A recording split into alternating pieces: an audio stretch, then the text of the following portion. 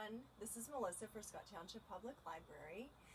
For Cooking Club, since we are still conducting events virtually, for Cooking Club for October, we are going to make goat cheese polenta. This was on the docket many months ago before coronavirus hit. So before you make your polenta, you need to get your ingredients. This is it, other than some water or some broth. You'll need some salt. You'll need some butter. You'll need, of course, the goat cheese itself. And you'll need a good quality polenta, which is a very coarse ground dried corn. Cornmeal is a more fine ground. You want the coarse ground, and we'll cook that down, make kind of a porridge out of it, and then just as it starts starting to take shape, that's when you'll add your other ingredients.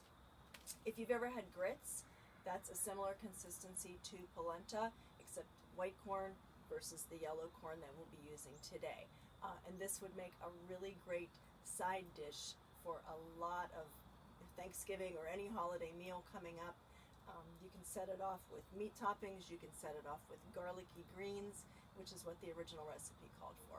So I'll take you through it step by step, but this is it, plus some water. That's all you need. All right, you can see that I've assembled all the ingredients that we need.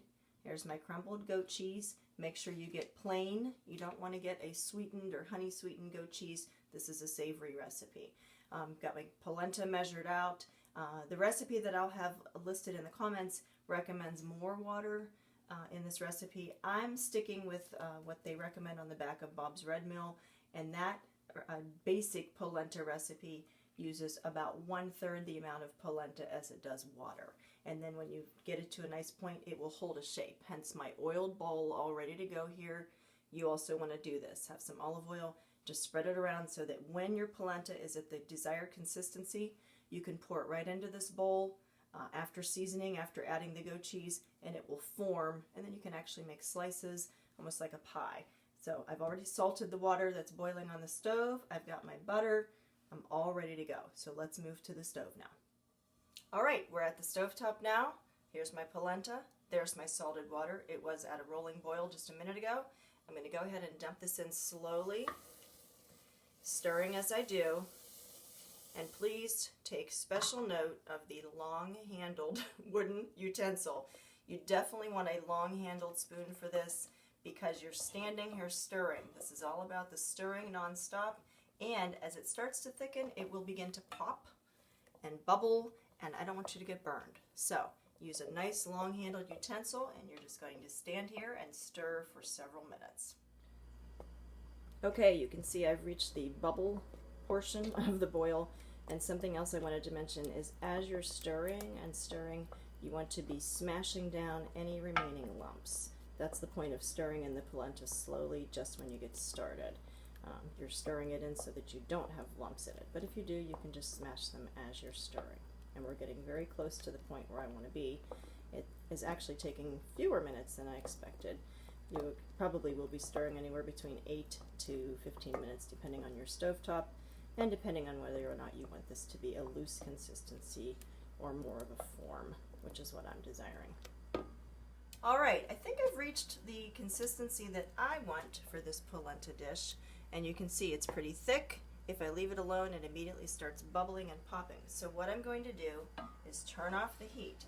I'm working on a gas range, so once I turn that heat off, the heat is completely gone. If you have an electric range, you'll need to move this off of the surface of your electric stove because, as you know, the burner retains heat longer than you want it to. So there I am. Now I start to add my add-ins. There is my butter, and all this again is just going to be stirring, stirring, stirring to get a nice smooth consistency. And as soon as I see that the butter has begun to melt, and I could probably cut that in a lot of small pieces, then I'm going to start to add my goat cheese. Again, the heat is off, but the polenta is still nice and hot. We're stirring all this in a little at a time, and you can see it starting to incorporate itself into the polenta, lightening the color a little, and it's nice and thick. So again, when I pour this into any sort of mold, it will retain the shape. And we just stir. Remember, this stuff is very hot though, so don't stir with your spoon off of the bottom of that pan. Keep it down on the bottom. And then it's just going to be a matter of a few taste tests, adding some salt. If you like pepper, you want to add some pepper, and do that all before you pour it into the mold. Almost there. All right, that's all there is to it. Polenta is pretty simple. If I wanted a thinner consistency, I would have used more water as the original recipe called for. I didn't. I like it this way, especially when I'm thinking about it on a plate with a lot of other dishes. I don't want it spreading and mixing with things. I want it to hold its shape. So I've got it in this bowl. Remember, the bowl was well oiled. And then I'm just going to leave it alone for about 10-15 minutes, and it will be sliceable. I can slice it like a pie slice. I can top it with a nice meaty ragu, or I can top it with some garlicky greens. This would get along great with like a Brussels sprouts dish, maybe some kind of maple bacon Brussels sprouts. You could put them alongside or put them on top. You can do whatever you want with this. It is a very tasty canvas for you to decorate. So I hope you'll give it a try. I hope you like it. And the recipe will be in the comments. It'll be a link to the original. And remember, as I was saying, if you want this consistency, I'll put another comment, about 3 times the amount of water as you use polenta, and that will give you this consistency. I think that's about it. So I hope you enjoyed the video. This is Melissa for Scott Township Public Library. If you did enjoy the video, please give us a comment or give us a thumbs up.